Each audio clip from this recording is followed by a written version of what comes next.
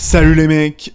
Alors aujourd'hui on va parler de Naruto, et tout particulièrement des critiques négatives sur Naruto, parce que oui, on va plonger dans l'univers ninja créé par l'infameux Kishimoto, et passer en revue tous ses défauts, tous les personnages décevants, tous les retcons éclatés de cette série, d'aucuns diraient culte. En tout cas, on va pas le rater, ce manga, ça c'est une évidence, parce que le monde des ninjas, aussi cool soit-il, aussi intéressant soit-il, n'est pas toujours aussi parfait qu'on veut bien nous le faire croire. Entre les arcs narratifs qui ne tiennent pas la route, les personnages aux motivations floues, comme un certain Sasuke Uchiwa, les retournements de situation forcés, bref, il y a vraiment de quoi se poser des questions, voilà. Doit-on même parler du fait que Neji ait eu raison, et même du fait que, certains, dont je fais partie, accusent Naruto d'être ni plus ni moins qu'un plagiat d'Hunter x Hunter. Bon, donc voilà, je pense que vous l'aurez deviné, on va parler beaucoup de choses dans cette vidéo, on va explorer toutes ces critiques en détail, du début de Naruto jusqu'à la fin de Naruto Shippuden. Alors sans plus attendre, c'est parti.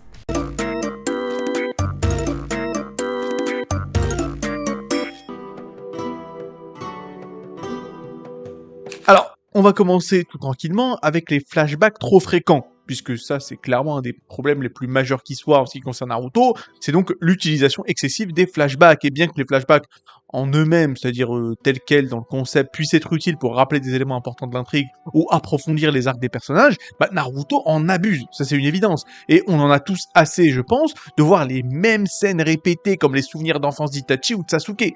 C'est-à-dire que le massacre du clan Uchiwa, merde, j'ai dû le voir 60 fois, quoi. En fait, le problème des flashbacks, c'est qu'il y en a, c'est abusé, quoi. Il y a des flashbacks d'événements qui sont passés dans le même épisode.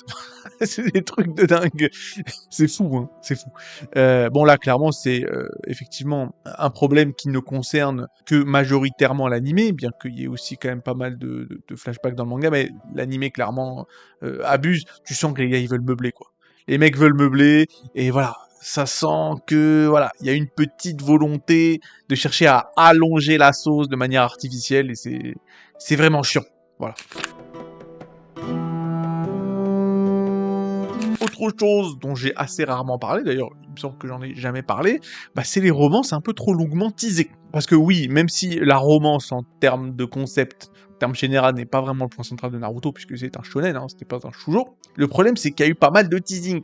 Et les fans attendaient avec impatience l'évolution de certaines relations amoureuses. Cependant, les histoires d'amour dans Naruto, comme celle entre Naruto et Hinata, sont extrêmement peu développées, et les moments significatifs sont super rares. Clairement, il y avait moyen de négocier une meilleure gestion de ces arcs romantiques qui aurait permis aux personnages d'avoir des raisons personnelles supplémentaires, de se battre et de se protéger mutuellement. C'est-à-dire que entre Naruto et Hinata, il y a rien, quoi. Il y a même pas de développement de la romance. D'ailleurs, c'est d'autant plus flagrant qu'en réalité, la romance entre Naruto et Hinata a été développée dans un film. Il me semble que c'est Naruto The Last, je crois. Voilà. Donc les mecs, ils ont carrément dû sortir un film d'animation juste pour développer la romance, parce que rien n'avait été développé dans le manga de base. Donc à la limite, moi, il n'y a pas de souci. Si tu veux pas mettre de romance, ne mets pas de romance. Mais va au bout du délire. C'est comme dans One Piece. Oda, il l'a dit directement, il y aura jamais de romance dans mon manga, cassez pas les couilles. Au moins, le mec, il a dit les termes directement. Sauf que voilà, avec Naruto, des fois oui, des fois non, on ne sait pas vraiment. De la même manière, avec, je sais pas moi, des ships qu'on voyait arriver depuis très longtemps. Si on prend le couple Shikamaru Temari, voilà, encore une fois. C'était visible, mais bon, il y avait juste des interactions totalement platoniques entre les deux, et rien n'a été construit techniquement. Les mecs, à la fin, ils sont mariés, tu te dis, ok, quoi. Voilà, que je prends des... Même, bon, tout le monde se fout de la gueule de Ino qui s'est mise avec Sai, mais c'est vrai que je sais même pas s'ils discutent dans le manga, à peine, quoi. Genre, ouais, bonjour, ça va, quoi. Tu vois. Tu te dis à la fin quel intérêt, quoi. Ensuite, un autre truc qui m'a toujours un peu fait chier avec Naruto, mais on n'en parle pas beaucoup, c'est-à-dire que les premiers arcs de Naruto sont vraiment assez déconnectés du reste de la série. Et c'est quelque chose que j'ai pu remarquer dans Yu-Gi-Oh!, j'ai pu remarquer aussi dans Yu Yu Hakusho, c'est-à-dire que tu sens qu'au début du manga, le mec ne sait pas vraiment ce qu'il veut faire de sa série. Tu vois, j'en avais parlé par exemple avec Yu-Gi-Oh! C'est-à-dire que Yu-Gi-Oh! Quand on en parle aujourd'hui, tout le monde pense aux jeux de cartes. Alors que bon, dans les 7 ou 8 premiers tomes de Yu-Gi-Oh! C'est pas du tout les jeux de cartes. Voilà. Ça peut jouer effectivement à Donjons et Dragons, ça peut jouer au dé, ça peut jouer même aux jeux vidéo. Voilà, tu vois Jonuchi, donc Joey, se battre avec des tueurs en série armés de tronçonneuses. Tu le vois en train de se battre contre des clones de Bruce Lee. voilà, Kaiba qui engage des mercenaires pour aller tuer ce pauvre Honda, ce pauvre Tristan qui n'a rien demandé. Bref, ça part en couille. Bon, on peut dire la même chose avec Yu Yu Hakusho, ou effectivement qui est au début un peu une série de slice of life, hein, où tu vois effectivement Yusuke en mode fantôme qui va un peu de problème en problème pour essayer d'aider des gens random, genre un mec qui se fait bully, il y a une petite fille qui vient de crever, bon voilà, Yusuke il va venir pour essayer de l'aider à accepter sa mort, enfin voilà quoi. Et à la fin, bon bah Yu Yu Hakusho, à l'heure d'aujourd'hui quand on en parle, voilà, on pense tournoi des ténèbres, on pense baston, mais on pense pas du tout tranche de vie. C'est ça en fait le truc. Bah, c'est pareil avec Naruto. C'est-à-dire que si on prend l'arc du Pays des Vagues, bah, c'est un ton super sombre, assez politique, nanani, une espèce de mission de mercenaire qui contraste avec le reste de l'histoire. Hein. De plus, certains éléments comme les soupçons de Sasuke envers Kakashi concernant le massacre des Uchiwa créent des incohérences dans le développement des personnages et de l'intrigue. C'est-à-dire que ça va nulle part en fait. Au-delà du fait que les premiers arcs de Naruto semblent un peu bizarres par rapport au reste, c'est surtout qu'il y a beaucoup de trucs qui sont teasés, beaucoup de fusils de Tchekhov d'une certaine manière, pour ceux qui savent ce que c'est que les fusils de Tchekhov, sont des éléments qui sont placés un peu au début de l'histoire et qui finalement sont censés germer à la fin. Comme par exemple, j'en avais déjà parlé dans une vidéo précédente, le fait que Sakura avait été pas mal teasée, on avait quand même pas mal sous-entendu qu'elle serait une espèce de génie du Genjutsu. C'est-à-dire que lorsque Orochimaru attaque le stadium là, du tournoi Chunin, bon, l'une des seules personnes qui arrive à ne pas s'endormir et à vaincre le Genjutsu, bah, c'est justement Sakura. Et Kakashi se dit, ah ouais, la meuf, bon, elle a un talent. Et à la fin, bah, elle n'aura jamais fait ne serait-ce qu'un seul jutsu de Genjutsu. C'est ça en fait le truc. Il y a beaucoup de trucs comme ça, quand tu relis le manga dès le début, tu dis, est-ce que c'est vraiment dans cette direction que Kishimoto voulait pousser son manga, finalement? C'est quand même des questions qu'on peut se poser. Maintenant, je sais très bien ce qu'on va me dire. On va me dire oui, Nanani, tu dis que le pays des vagues, c'est un ton sombre et que ça n'a rien à voir avec le reste de la série. Pourtant, par la suite dans la série, il y a quand même des questions politiques, il y a des questions de génocide, il y a plein de questions un peu dark comme ça, les questions de voilà, d'opérations sous faux drapeau, false flag, voilà. Il y en a même qui disent que certaines parties de l'arc de la 4e Grande Guerre Ninja, ça pourrait être effectivement un parallèle de la guerre que les USA ont menée en Irak. Voilà. Bon, écoutez, vous pouvez dire ça, mais ce qui est certain, c'est qu'en tout cas, c'est traité de manière très enfantine, je trouve. C'est traité de manière très enfantine et c'est à cause du personnage de Naruto. C'est-à-dire qu'à la fin, c'est le Tokno-jutsu, à la fin, c'est ouais, mais en fait, il faut s'aimer, c'est l'amitié, voilà, faut croire en mon Indo, voilà, faut être gentil. Et c'est exactement ce qu'il dit à Nagato, c'est exactement ce qu'il dit à tout le monde, c'est exactement ce qu'il dit à Obito. Et même si Naruto Shippuden et même Naruto vers la fin continuent de tacler des sujets difficiles, il les tacle de manière beaucoup plus enfantine, de manière beaucoup plus puérile, de manière beaucoup plus binaire, et je trouve que c'est différent. Voilà, c'est différent de la façon dont Naruto a été écrit au tout début. Je sais pas, c'est ce que je pense maintenant, après, on peut en débattre dans les commentaires. Bon allez, on va essayer de s'éloigner un peu des trucs trop lourds et trop graves pour parler d'un petit trope qui m'a toujours fait chier dans Naruto. Bah, à la limite, c'est un trope qui concerne beaucoup de shonen, c'est le fait qu'il y a beaucoup de personnages gourmands. Voilà, c'est le fameux trope que l'on retrouve souvent dans les animés shonen, dans les mangas. Voilà, le trope des personnages qui ont un appétit insatiable. Et bien évidemment, c'est très présent dans Naruto. Sauf que ça n'apporte rien de significatif à l'histoire. On peut prendre Naruto avec ses ramen, on peut prendre Choji, bien entendu, avec son énorme appétit. Ça peut rappeler Goku, ça peut rappeler Luffy, mais ça n'a pas vraiment de réelle justification narrative. Je veux dire, au moins pour Goku dans Dragon Ball, tu te dis que c'est un trait Saiyan. Mais là, ça n'a aucun intérêt, c'est juste un cliché utilisé pour des moments comiques, mais ça devient rapidement lassant et inutile. Voilà, tout simplement. On continue, et là, on va peut-être parler un peu de Boruto. Boruto qui est pas si mal, hein. Boruto qui est pas si mal pour ce que j'en ai vu. Franchement, je dirais que même que Boruto, c'est mieux que Naruto. Peut-être qu'il y a certaines personnes qui vont me prendre par le callback, mais je trouve Boruto moins incohérent que Naruto et moins inconsistant, ne serait-ce qu'au niveau du fameux thème de Naruto, qui pour moi, voilà, le délire avec Neji avait raison, pour moi, mais ça découpe totalement l'intérêt de Naruto, quoi. Pour moi, ça défonce, ça détruit, ça annule l'intérêt de Naruto, juste voilà, quoi. Neji a flingué Naruto, pour moi. Et le truc, c'est que Boruto, si tu le prends comme un manga à part de Naruto, je le trouve meilleur. Ou en tout cas, moins pénible à lire. Mais bref, quoi qu'il en soit, le truc vraiment chiant avec tout ça, c'est que c'est un peu une aventure sans fin. C'est-à-dire que même après avoir atteint la fin de Naruto et donc la paix, bah, l'histoire ne s'arrête pas là. C'est-à-dire que la série continue donc avec Boruto, et ça donne un peu l'impression à certains fans que nous sommes que la franchise est un peu exploitée pour des raisons commerciales plutôt que narratives. Et ça, bon, je pense que c'est pas juste une impression. Et je sais pas, j'ai cette sensation que c'est un peu une extension inutile, et ça dilue l'histoire, ça dilue l'impact des moments les plus importants de Naruto, et ça donne vraiment l'impression que les grandes victoires du manga à la bonne époque bah, sont beaucoup moins significatives. Ça veut dire que l'univers de Naruto continue à être en expansion, à s'étirer, se dilater, juste pour pouvoir rajouter un chapitre de plus, juste pour pouvoir rajouter une série de plus. Enfin, je veux dire, après Boruto, ce sera quoi? Ce sera Baruto? Le fils de Boruto? C'est quoi le délire? C'est ça en fait le truc. Moruto, Koruto, ça va pas s'arrêter. Après, j'ai envie de dire voilà. S'il est possible de faire un petit billet, t'inquiète pas que la Toei, t'inquiète pas que voilà, les mecs qui sont derrière Naruto vont pas lâcher l'affaire. Ça c'est une évidence. Mais bon, on se demande parfois si ce serait pas plus sain de laisser la franchise mourir, quoi. Non, j'ai un peu l'impression qu'en fait, Naruto a dit tout ce qu'il voulait dire. Pas la peine d'en rajouter. D'autant plus que maintenant, ça continue avec le Power Creep, ça continue avec les transformations à tir larigot. Je dirais, il me semble que Naruto, maintenant, c'est devenu un furry, là, avec le mode Baryon. Tu vois, ça s'arrête pas, quoi. Il faut des nouvelles transformations, il faut pas que ça s'arrête, quoi. Ce serait pas mal qu'un jour ça s'arrête. Bon alors, un autre truc dont j'avais déjà parlé, bien évidemment, on va parler d'un truc qui a toujours fait chier les gens, surtout dans Shippuden, même si c'était quelque chose qui était déjà présent dans la première partie de Naruto. Évidemment, on va parler du Talk no Jutsu. Le Talk no Jutsu, c'est cette capacité de Naruto à convaincre ses ennemis de se repentir par des discours, on va le dire, extrêmement mielleux, extrêmement cuculapraline, extrêmement émotionnel, et donc on a appelé ça le Talk no Jutsu, qui est devenu un mème parmi les fans de Naruto. Et si cette méthode peut être inspirante lorsqu'elle est utilisée avec parcimonie, bah, le problème c'est qu'elle est utilisée un peu à tort et à travers. Voilà. L'exemple le plus notable est la façon dont Naruto parvient à arrêter Pain en discutant. Alors que le mec, il était déterminé à génocider l'humanité quasiment, quoi.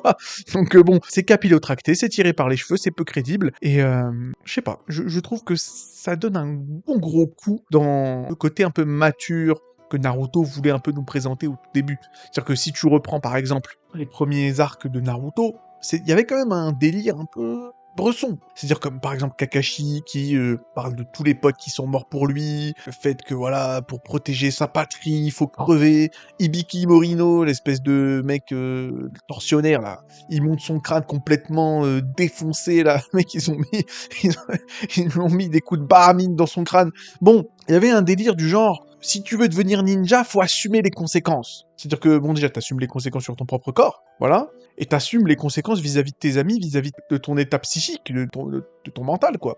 À la fin, t'es totalement détruit, t'as plus de potes, on t'a découpé la voie crânienne. Bah, il y avait quand même un délire, dans le sens où, si tu veux jouer au jeu, va falloir accepter les règles. Le problème, c'est qu'avec le Talk no Jutsu, c'est que on te dit que finalement l'important, ouais, il faut juste croire en soi, travailler dur et avoir des amis. Et à la fin, bah c'est bon, il y a pas de souci, on oublie. Bah non en fait, il y a des véritables conséquences, et surtout au début du manga, c'est pour ça que je parlais effectivement des premiers arcs de Naruto qui avaient une vibe mais totalement différente de la suite. Il y avait un côté adulte, il y avait un côté un peu impitoyable d'une certaine manière. C'était la réalité, avec ce qu'il y a de dégueulasse dans cette réalité, quoi. C'est pas du juste, ouais, bah en fait il suffit juste de croire en ses amis et puis tout va bien. Bah non, parfois tu peux croire en tes amis, et à la fin tout le monde crève quand même. Y a pas de oui, mais si tu crois en ceci, et mais si t'as des potes. Bah non, en fait, le pouvoir de l'amitié, c'est certainement bien dans Bisounours, mais c'est pas bien dans la réalité, c'est un peu plus complexe que ça. Voilà. C'était comme ça qu'avait démarré Naruto, et malheureusement, bah voilà, ça a pas duré, c'est bien dommage. Ok, on va continuer avec le 7ème trope qui m'a toujours un peu fait chier dans Naruto, c'est ce qu'on appelle le principe de la Schtroumpfette. Je crois que c'est Smurfette Principle, c'est effectivement un trope qui existe dans TV Trope, donc voilà. Alors, qu'est-ce que c'est que ce principe? Ça veut dire que lorsqu'il y a une team majoritairement masculine, il y a toujours une seule meuf, voilà. C'est-à-dire que dans l'équipe 7 par exemple, il y a Naruto, Sasuke et il y a Sakura. Ou dans l'équipe 10, il y a Shoji et Shikamaru et il y a Ino. Et dans l'équipe, je sais plus laquelle, je sais plus combien, c'est de Neji, il y a Neji, il y a Rock Lee, et il y a Tenten. Voilà. Le problème, c'est qu'à la limite, moi, je m'en fous que les femmes soient sous-représentées. Après tout, c'est un shonen, donc bon, si le public, c'est les garçons, on met plus de garçons. Enfin, moi, ça me dérange pas, voilà. Le problème, c'est que c'est toujours la même chose. C'est toujours le même principe. C'est toujours le même délire. Et voilà, quoi, tout simplement. Après, c'est pas un trope qui me dérange plus que ça, mais c'est juste que c'est tellement visible qu'à un moment donné, ça te sort par les trous de nez, quoi. Chaque fois que tu vois une team, c'est très bien qu'il y aura genre 2-3 gars et une meuf. 5-6 mecs et une meuf. Genre, même, même dans la Katsuki. Il y a, je crois, une dizaine de gars, et il y a quand même Conan, histoire de... Voilà, je sais pas. Moi, je m'en fous, à la limite, mais... Je prends par exemple avec les Hokage, tu vois. Il y a, je crois, il y a 4-5 mecs, et il y a quand même une meuf. Soit tu vas au bout, et tu dégages les meufs, à ce moment-là, à ce niveau-là. C'est ça, en fait, le truc. Bref. Et à la limite, bon, si on parle de ce principe-là, on peut parler du fait que beaucoup de meufs sont hypées. Évidemment, on peut parler de Sakura. On te dit, ouais, attention, ça va être une femme forte ou je sais pas quoi. Bon, évidemment, on pense tous à ce qui se passe lors de la forêt de la mort, hein, où elle se coupe les cheveux en mode, ouais, c'est bon, je suis indépendante maintenant, je n'ai plus besoin de Naruto ou de Sasuke pour m'en sortir. Et à la fin, ben, elle continue de puer la merde. C'est ça qui est triste. Et encore une fois, je le répète, moi, ça me dérange pas du tout que les personnages féminins soient cantonnés à un rôle secondaire, un rôle de support, ça ne me dérange pas. Non, franchement, je suis pas du tout dans le délire. Je suis pas du tout dans le délire woke, genre non, girl power. Pas du tout. Si tu veux que tes personnages féminins soient mis de côté, moi, qu'est-ce que je m'en bats les couilles? J'en ai rien à foutre. Par contre, moi, ce qui me fait chier, c'est quand on essaie de me prendre pour un con. C'est ça en fait le truc. C'est-à-dire que surtout au début de Shippuden, on te montre attention, Sakura c'est devenu Tsunade 2.0. Mais je veux dire, un que là, t'aurais dû comprendre qu'en fait tu te prenais une quenelle. Moi je suis vraiment désolé. Parce que déjà Tsunade elle a jamais servi à rien. Et Sakura, bon, tu la vois en train de mettre des grosses patates de forain à Sasori, tu te dis bon, ok, ça va aller quelque part, bah non, la meuf elle est toujours complètement inutile. Donc voilà, Tenten, la meuf, la pauvre, n'a même pas de nom de famille, voilà, Kurenai, useless. C'est ça qui est dommage, c'est qu'on essaie de te faire croire qu'elles vont servir à quelque chose, mais finalement, bah ça sert à rien. Voilà. Autre truc vraiment chiant dans Naruto, bah c'est la prévalence des dojutsu, des pouvoirs oculaires magiques, hein, si je puis me permettre. Hein. Les dojutsu, c'est-à-dire le Sharingan, le Rinnegan, tout ça, et c'est juste que c'est trop exagéré, on les voit trop, quoi. Voilà, c'est devenu une partie trop importante de Naruto. C'est-à-dire que maintenant, à partir de Shippuden, si t'as pas un dojutsu, mais t'es éclaté au sol, quoi. Quasiment, hein. Genre, il y a certaines, effectivement, exceptions comme Naruto, mais pour la plupart, si t'as pas de dojutsu, tu restes sur le banc de touche. C'est terrible. Et ces pouvoirs sont devenus tellement surpuissants que ça semble un peu déconnecté du reste des capacités des personnages. C'est tellement cheaté. Bah, je veux dire, si je devais vous donner la liste des capacités du Rinnegan, on est là pour encore 3 jours. Mais c'est une liste, mais qui ne s'arrête pas, quoi. Mais pourquoi avoir fait ça? Pourquoi avoir fait ça? Quel est l'intérêt d'inventer tout un lore et tout un système magique autour du ninjutsu, si à la fin, le seul truc important, c'est est-ce que t'as ton œil ou est-ce que t'as pas ton œil? C'est-à-dire qu'il y a certaines capacités qui sont liées au Sharingan, mais qui sont totalement illogiques d'une certaine manière. C'est-à-dire que le Susanoo, si on prend le Susanoo, en quoi avoir un œil magique, avoir le dojutsu, avoir un dojutsu, en quoi c'est lié avec le fait d'invoquer un espèce de stand de Jojo Bizarres Aventures. Bon, en fait, c'est quoi le délire? C'est-à-dire que si derrière on me dit oui, le Sharingan te permet de copier les techniques que tu vois, c'est un dojutsu qui te permet d'analyser ceci, cela, moi je peux comprendre, parce que bon, ça peut être lié. C'est-à-dire que voilà, vu que c'est des yeux, bon, tu regardes des trucs, donc t'as des pouvoirs vis-à-vis de ce que tu regardes. C'est logique. Mais par contre, si on me dit oui, le Sharingan est lié avec le fait d'invoquer une armure psychique, une espèce de créature de stand, bah tu dis bah c'est pas logique en fait. La concaténation n'est pas présente. Il y a un problème quelque part. Il y a une couille dans le pâté. Donc bon, c'est ça en fait le souci. Il aurait fallu nerfer un peu le Sharingan et permettre à d'autres ninjutsu, à d'autres Kekkei d'avoir aussi un peu de prévalence. Parce qu'à la fin, bah, t'es obligé de te la jouer Danzo. Le mec, il s'est carrément greffé, je crois, une douzaine de Sharingan sur le bras. Non mais, c'est un niveau de connerie, mais manifeste. Tu vas te greffer des yeux sur le bras. Putain, quoi. Et j'ai envie de dire, on n'en parle pas souvent, hein, mais Kabuto, c'est le mec qui a tout compris, en fait. Si tu remarques bien. Le mec qui a tout compris, c'est-à-dire le mec qui a saisi un peu la Rotka dans le monde de Naruto, c'est Kabuto. C'est parce qu'il me semble à un moment que le mec dit « Ouais, l'important dans ce monde, c'est le talent, mais tu peux aussi le voler. » Parce que je crois que c'est ce qu'il fait, Kabuto. Il vole des Kekkei Genkai ou un truc du style, bref, j'ai un peu oublié tout ça, mais il me semble que il péta des techniques, il se greffe des trucs, voilà. Lui, il a tout compris. Il a tout compris, en fait. Ça va être le truc.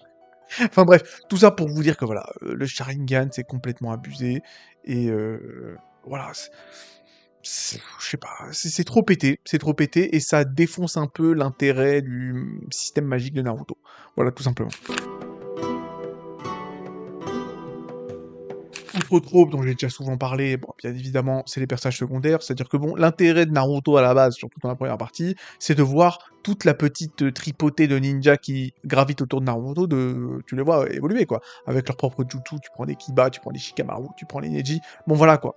Tu prends les Rock Lee, c'était quand même sympa de les voir évoluer tous ensemble, de voir le lore autour de leur tribu, de leur clan, de voir leur jutsu, de les voir s'améliorer, tout ça. Et c'est pour ça que l'arc du sauvetage de Sasuke est considéré par beaucoup comme étant le meilleur arc ever de Naruto. Et pourtant, à l'époque, il n'y avait pas de dojutsu complètement pété. Il n'y avait pas de... Voilà, quoi. Il n'y avait pas de mecs qui invoquaient des planètes, des mecs qui crachent des météorites, des types qui coupent des planètes en 50.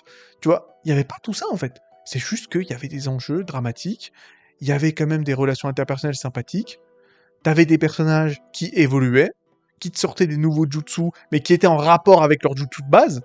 Quand tu prends le fait que voilà, Kiba il te sorte son espèce de loup à deux têtes, bon bref, tu peux comprendre, c'est en rapport avec ses jutsu de base du clan Inuzuka. Bref, c'était sympa. Chaque fan de Naruto avait limite son clan préféré, avait son petit ninja préféré, ça pouvait être Shino, ça pouvait être Shoji. Bon, bah, le problème c'est qu'à partir de Shippuden c'était fini. Voilà. Et ça c'est encore une fois, c'est quelque chose que Naruto a pris de DBZ.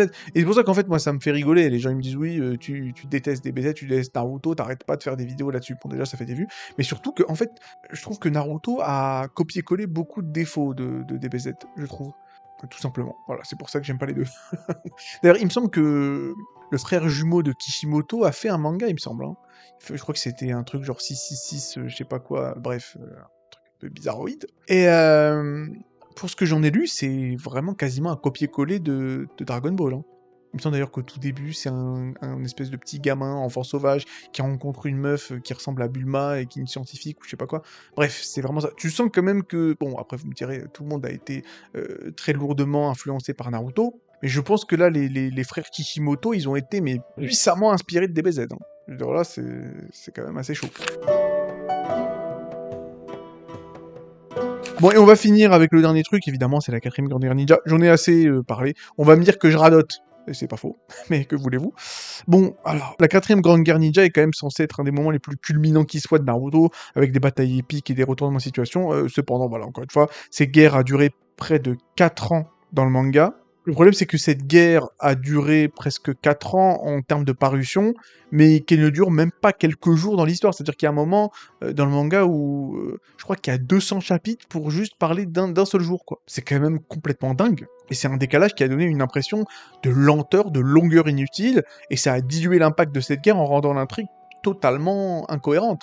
Voilà.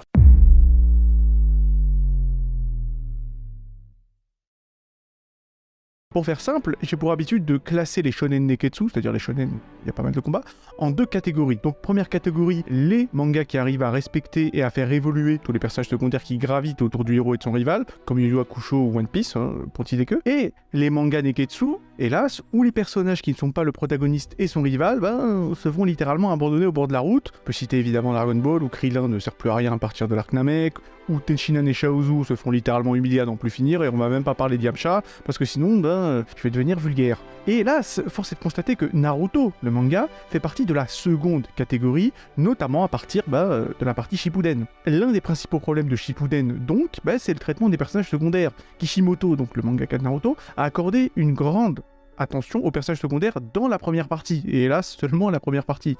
Et c'est clairement l'une des raisons du succès initial de Naruto. Je veux dire, il est bon ton de le rappeler. Que ce soit Shikamaru, Lee, Neji, Shino, tous ces persos sont super attachants. Enfin, en tout cas, étaient super attachants dans la première partie de Naruto, avec des personnalités distinctes, avec leur propre jutsu, leur propre lore, leur propre clan, leurs propres objectifs. Bref, ils disposaient quasiment tous d'un développement de personnages conséquent et ont participé à certains des meilleurs combats de la série. Je veux dire, on cite bien souvent comme meilleur combat du manga Naruto, Lee versus Gaara. Une opposition qui, je le rappelle, exclut Naruto comme Sasuke.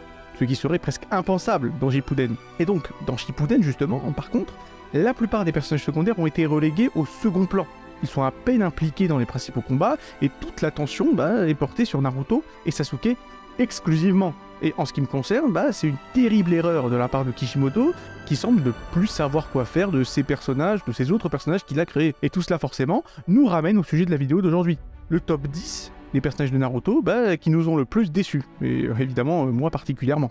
Ce qui veut dire que je ne vais pas forcément vous parler des personnages éclatés du manga, car sinon ma liste ne serait uniquement composée que de ninjas random dont tout le monde se fout. Genre Ibisu, par exemple, cette espèce de ninja schlag, enfin bref. Non, on va aujourd'hui parler des personnages qui nous ont fait espérer, qui nous ont fait croire qu'ils continueront à évoluer tout au long du manga, à être importants pour l'intrigue et demeurer pertinents dans l'univers des ninjas, pour finalement, et je le crains, ne servir plus à rien à partir de Shippuden. Donc sans plus attendre, c'est parti pour mon top 10 des persos les plus décevants dans Naruto.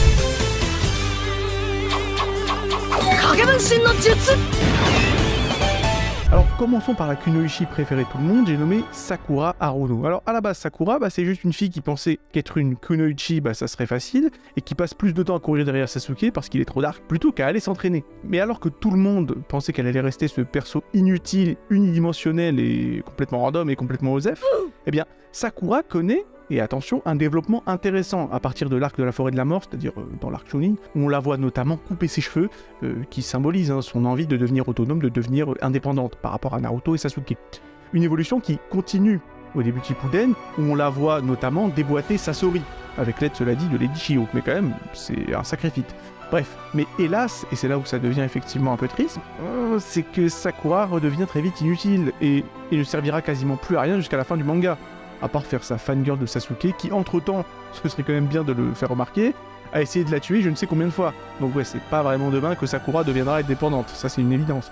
Et c'est là où on se pose la question, est-ce que Sakura a toujours eu pour destinée d'être inutile? Par exemple, est-ce que vous vous rappelez quand tout le monde disait que Sakura était super douée en Genjutsu, et qu'elle avait un potentiel de dingue pour devenir un maître de Genjutsu?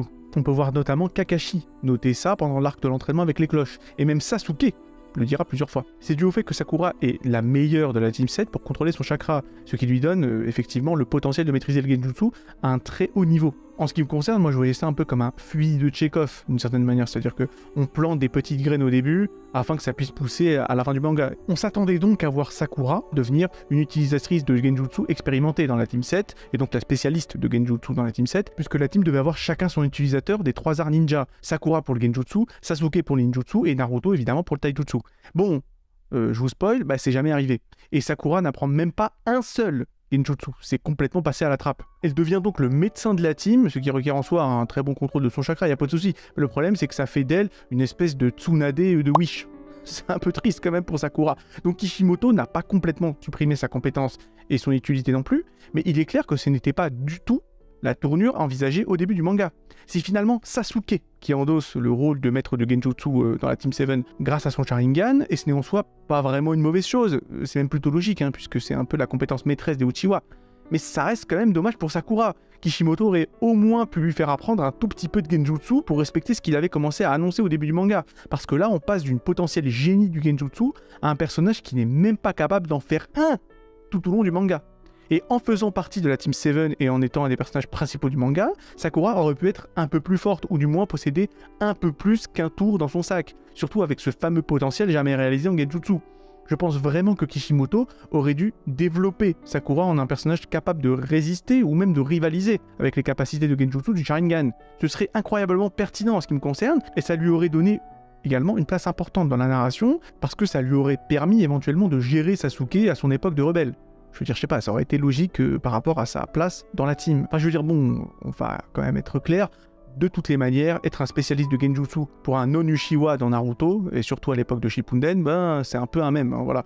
Il n'y a pas un seul non-Uchiwa qui ait jamais montré quelque chose qui soit proche de rivaliser avec les prouesses des utilisateurs du Sharingan en termes de Genjutsu. En d'autres termes, le plus gros Genjutsu que Sakura a jamais réussi à appliquer, ça aurait été de nous faire croire, à nous les fans de Naruto, qu'elle est devenue utile. Surtout au début de Shippuden après son combat contre Sasori, pour finalement nous révéler que, en fait non, voilà, elle reste tout aussi inutile que dans la première partie. Quelle tristesse. Et puis c'est quoi le message de ce personnage de Sakura au fond? Moi j'ai l'impression que le message qu'elle porte c'est un peu, entre guillemets, et je résume, Si tu tombes amoureuse du Chad trop dark de service pour des raisons purement superficielles, continue quand même de lui courir après durant des années, alors même qu'il te montre clairement qu'il n'a aucun intérêt pour toi, et même après qu'il ait tenté de te tuer à plusieurs reprises, continue. Mais ne t'inquiète pas, ça va bien se passer. Bien se passer. Ne t'inquiète pas, ça va bien se passer. Bien se passer, ne t'inquiète pas. Car il va finalement, attention, daigner se marier avec toi après plusieurs années de disette amoureuse, et te donnera une fille, effectivement, mais ne te réjouis pas trop vite quand même, car il passera sa vie à parcourir le monde en te laissant élever votre marmot toute seule, parce qu'il a quand même pas que ça à foutre d'être un père, on va pas déconner, mais ne t'en fais pas non plus, tu pourras toujours te consoler en faisant le ménage. Alors, je tiens à le dire tout de suite, je suis vraiment pas du genre woke ou MeToo ou je sais pas quoi, mais même moi ça me choque. C'est vraiment pour vous dire que là ça va loin. Enfin, je veux dire, en fait, Kishimoto c'est qui? C'est un taliban? J'ai vraiment pas compris. Je veux dire, sa vision des relations hommes-femmes, c'est carrément du level Andrew Tate. Enfin, je veux dire, j'ai tout simplement pas compris le projet, mais on va dire que c'est pas grave. Alors, on en a terminé avec Sakura, et on passe maintenant à un personnage qui a été annoncé, qui a été introduit de prime abord, comme ayant une certaine importance dans l'histoire au début et qui s'efface progressivement pour être totalement oublié. J'ai nommé Anko Mitrashi.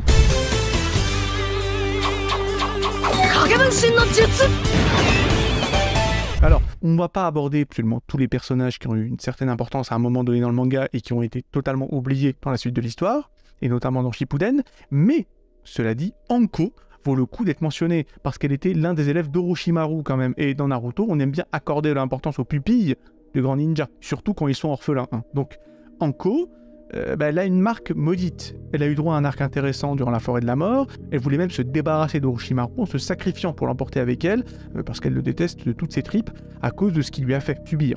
Bref, c'est un personnage qui avait le potentiel d'être plutôt intéressant, sauf qu'après son arc, donc à la forêt de la mort, elle disparaît complètement de l'histoire. Genre, elle réapparaît seulement une fois tous les 100 chapitres pour dire « coucou, j'existe », mais bon voilà quoi, elle ne sert plus à rien, hein, pour ainsi dire, pour l'intrigue, et c'est un peu du gâchis, pour pas dire beaucoup. On sent pendant son arc à l'époque de l'examen de Chunin que Kishimoto avait peut-être quelque chose en tête pour son personnage et pour l'exploiter davantage, mais il n'a manifestement jamais trouvé la bonne façon de le faire et a préféré la laisser tomber à l'eau. Elle est même pas vraiment présente durant l'arc de la 4ème Grande Guerre Shinobi et on la voit juste couchée par terre devant Kabuto en mode carpette. La seule raison de sa présence là-bas, c'était de ramener Orochimaru à la vie, donc une utilité scénaristique, mais pour son personnage, Osef sur 20. On pourrait croire qu'il voulait pas forcément qu'elle survive. Sur 20! C'est assez triste, encore une fois.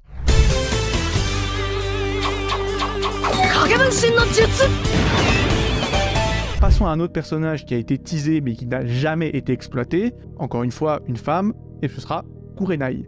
Bon, elle a quand même eu droit à un combat, si on peut appeler ça un combat. Moi, j'appelle ça une bifle, mais bon, voilà. Après, ça dépend comment vous voyez la chose. Évidemment, je parle de son combat de Genjutsu contre Itachi. Et évidemment, tout le monde se fout de sa gueule à cause de ça, parce qu'elle s'est faite ouvrir. Voilà, j'ai envie de dire, bon, j'ai envie de dire que c'était pas très intelligent de sa part, hein, jouer au jeu du Genjutsu avec un Uchiwa. On aura vu des idées plus brillantes. En soi, c'est cohérent d'une certaine manière, parce qu'elle utilise sa meilleure compétence, c'est-à-dire le Genjutsu. C'est juste que, voilà, pas de bol pour elle. Elle tombe sur un des GOAT du Genjutsu de Naruto, évidemment, Uchiwa, Itachi. Pourtant, Kurenai, c'était quand même une kunoichi prometteuse. C'était la prof d'une des teams principales du manga, donc on serait en droit de s'attendre à ce qu'elle ait un minimum de développement dans la suite de l'intrigue. Même Asuma, ce vieux barbu, a droit à son propre arc. Même si, bon, c'est vrai qu'à l'issue de cet arc qui crève, bon, c'est vrai que c'est cher payé. Mais bon, qu'est-ce que je te dise? Et si on doit parler des autres professeurs, bon, voilà, il y a Kakashi, bon, justement, on va pas en parler. C'est juste un gros daron, ce mec. Et Guy, voilà, il casse des bouches aussi. Quant à Kurenai, son arc, c'est juste de tomber enceinte. Bon, voilà, elle ne fait rien d'autre à part avoir un bébé. C'est sympa, hein, y a pas de souci. D'autant plus que ça aurait pu être une porte d'entrée pour parler de la prochaine génération, mais bon, non, on s'en fout totalement de Kurenai. Elle était quand même une spécialiste du Genjutsu, quelque chose qui reste quand même plutôt rare dans l'univers de Naruto, et le seul aperçu d'un combat de spécialiste du Genjutsu qu'on nous a montré dans le manga, c'est Kurenai versus Itachi. Sauf que c'est un no match, donc un très mauvais exemple.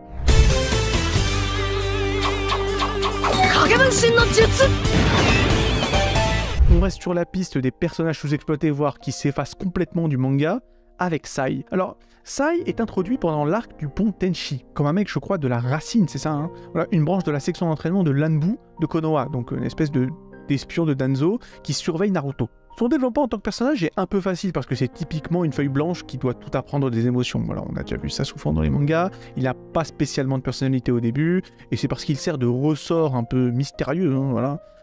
scénaristique mystérieux pendant l'arc du pont Tenchi, puisqu'on est tout le temps en train de douter de ses intentions réelles. On a l'histoire de son livre de dessin incomplet qui finira à la fin avec un dessin de lui et de son frère en train de se serrer la main, et qui conclut plutôt bien son arc et son développement personnel. Mais malheureusement, c'est la dernière fois qu'on a un réel focus sur lui en tant que personnage. Dans la suite de l'intrigue du manga, il n'a pas spécialement d'utilité ni d'importance précise, ce qui est bien dommage, puisque c'est quand même le dernier membre du nouveau trio de la Team 7, de la Team 7 donc. Et même dans l'arc qui parle de Danzo, Sai est totalement invisible, alors que Danzo c'est quand même censé être son boss. Il aurait pu être un de ses gardes du corps par exemple. Enfin bon, Obito tue tous les gardes de Danzo, mais Kishimoto avait juste à le faire survivre, c'est-à-dire faire survivre Sai, par un quelconque moyen, je sais pas. Il aurait pu rentrer en conflit avec l'idéologie de Danzo, commenter ses réelles intentions, quelque chose quoi, je sais pas. Une interaction entre les deux avant que Danzo meure, même ça aurait été suffisant. Surtout que Sai s'en fout total de la mort de son boss. Ok, c'est sa personnalité, mais quand même, Danzo l'a quand même élevé en tant qu'arme shinobi. Il aurait pu partir dans une crise existentielle, puisque sa raison d'être principale vient de disparaître, et maintenant il doit en trouver une autre. Bref, il y avait clairement une autoroute pour faire développer le personnage de Sai, et rien n'a été fait. C'est triste. Encore une fois.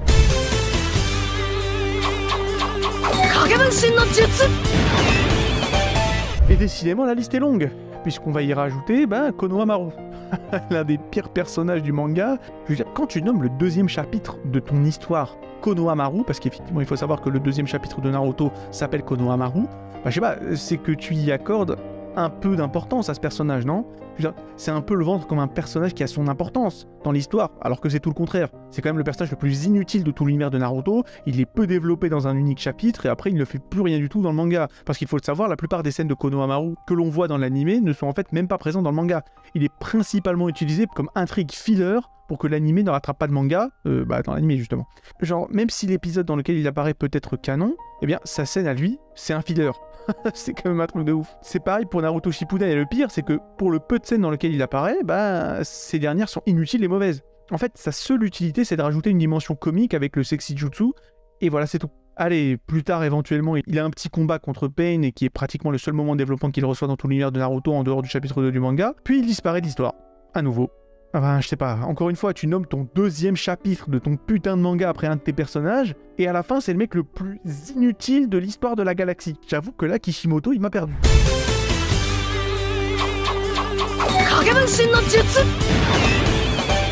Passons à un autre personnage oublié qui était présenté comme ayant son importance, j'ai nommé Shino. Et lui, là, j'avoue, qui m'a fait bien mal, parce que Shino, je l'aimais bien, avec une intelligence presque égale à celle de Shikamaru, un côté impitoyable proche de celui de Sasuke, quand il explose par exemple les bras de Saku sans aucune pitié, et des habiletés creepy et aussi cheatées que celles de Gaara, sauf que voilà, si Gaara il contrôle le sable, eh bien, notre ami Shino, lui, il contrôle les insectes. C'est-à-dire que Naruto, lui, il invoque Gamabunta, Shino, il invoque des bons gros cafards, en fait, voilà. Lui te sort les termites, les sauterelles, les mille pattes, tout ce que tu veux. Et j'ai envie de dire, ouais, j'ai envie de dire oui. Oui. Ça, c'est un concept que j'apprécie beaucoup, effectivement. Voilà, sors-nous les cafards, sors-nous les coccinelles, sors-nous tout. Voilà, ça, effectivement, c'est un concept intéressant. Je veux dire, à quoi ça sert d'avoir un Rasengan quand tu peux invoquer une migale ? Moi, franchement, je me pose la question. Je veux dire, il suffit juste de voir du côté de Tyler Hibbert, la protagoniste de la série de livres Worm, pour comprendre que contrôler les insectes, c'est un truc de ouf. Parce que Taylor, c'est une des super vilaines les plus vénères de l'histoire des super-héros. Et justement, son habilité, c'est de contrôler les insectes. Donc voilà quoi. Reparlons maintenant des insectes de Shino. Ils peuvent aspirer le chakra de son adversaire, quelque chose que peu de ninjas peuvent faire. Et en plus, Shino est quand même un combattant plutôt versatile. La raison officielle pour laquelle il n'est pas présent lors de la mission de récupération / sauvetage de Sasuke est qu'il est déjà en mission avec son père, qui est, je le rappelle, un Jonin. Et donc le chef de clan, du clan Aburame. Donc si Shino, alors que le mec il a même pas 12 ans, il est déjà capable de partir en mission avec son père parce qu'il arrive à suivre un tel ninja expérimenté alors que le gamin, je le répète, il a quand même que 12 ans, c'est quand même qu'il fait partie de l'élite. Et qu'il est censé être super puissant. Et pourtant, il est systématiquement relayé au dernier plan et ses compétences sont utilisées uniquement quand il n'y a pas trop le choix. Le personnage était plutôt hypant, et même hypé au début. Mais au final, dans Naruto Shippuden, il devient juste un ressort comique totalement mis de côté. Et on va même pas parler de son traitement dans Boruto. En tant que prof loser, paye ton ressort comique. Il fait carrément pitié. On passe d'un personnage cheaté à un pauvre type dont le personnage même est une blague. Il a juste le droit à un combat vite fait plié contre Obito parce que les insectes sont inutiles contre lui, et c'est tout.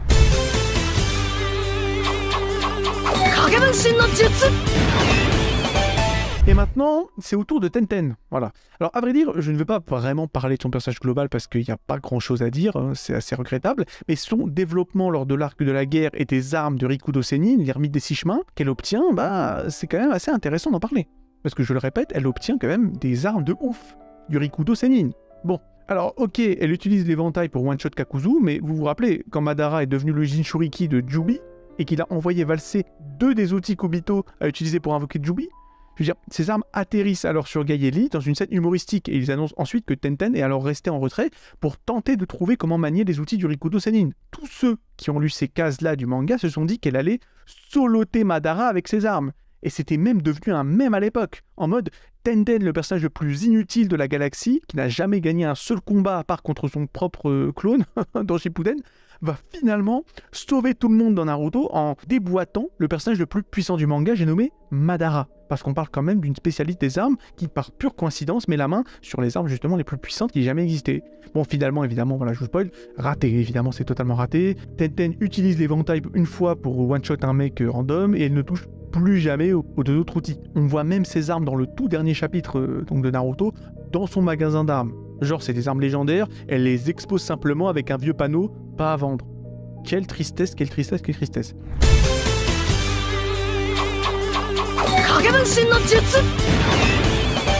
Parlons maintenant, non pas d'un personnage, mais de 2 personnages en même temps, donc on va faire un petit coup double, la rivalité entre Neji, Yuga et Rock Lee.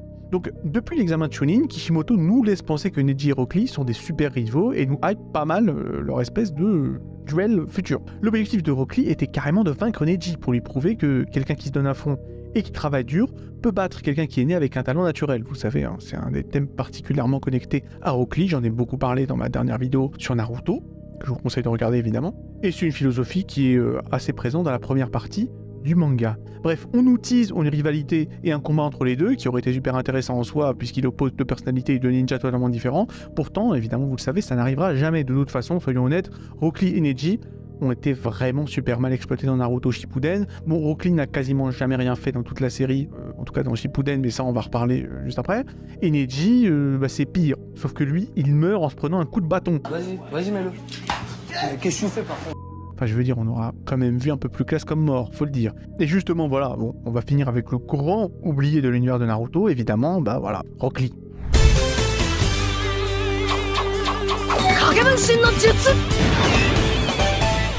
J'en ai déjà parlé, tout le monde était fan de Lee, tout le monde a surkiffé son combat contre Gaara, qui est d'ailleurs certainement le meilleur combat de Naruto ever, voilà. C'était un personnage super marrant, super attachant, et puis évidemment, voilà, il y avait ce thème, le thème que Rock Lee portait à bout de bras, c'est-à-dire le thème du travail versus talent, voilà, je charbonne dur pour battre les génies. On s'est tous un peu vus dans Rock Lee.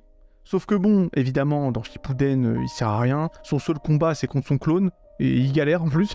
Voilà. Enfin bref, je veux dire, voilà, Lee a totalement été abandonné, et de toutes les manières, j'en parle. Hein, dans ma vidéo, Neji avait raison, hein, parce que clairement, Neji avait raison. Voilà. Clairement, dans Shippuden, le palmarès de Lee, ça se résume à « Je me suis pris un KO par Sakura ». Donc voilà. De toutes les manières, il faut dire la vérité, hein, si vous n'êtes pas Sasuke ou Naruto dans Naruto, vous servez plus ou moins à rien, on va pas se mentir. Évidemment, il y a des exceptions, mais voilà, on peut plus ou moins résumer ça comme ça. Hein. C'est assez triste, mais que voulez-vous.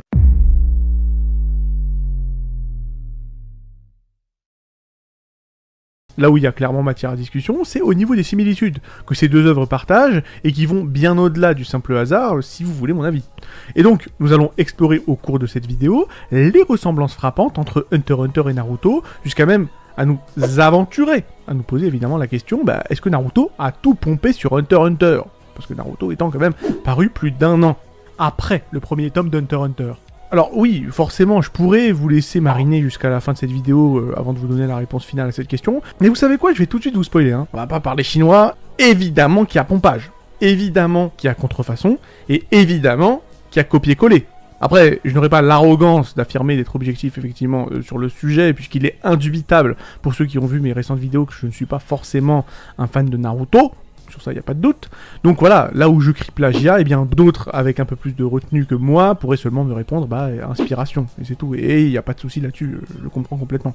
Toujours est-il que simple inspiration ou vulgaire copie, ces 2 mangas ont plus d'un point commun, que ce soit dans leur intrigue, leur lore, ou même leurs personnages, et on va lister tout cela immédiatement. En plus de ça, à chaque fois que je présenterai un point commun, un point de similitude entre les intrigues de Naruto et Hunter x Hunter, je ferai en sorte de mettre en avant. Pourquoi Hunter x Hunter réussit à mieux exploiter ce point de scénario bien particulier et à le mettre mieux en scène que dans Naruto. Voilà.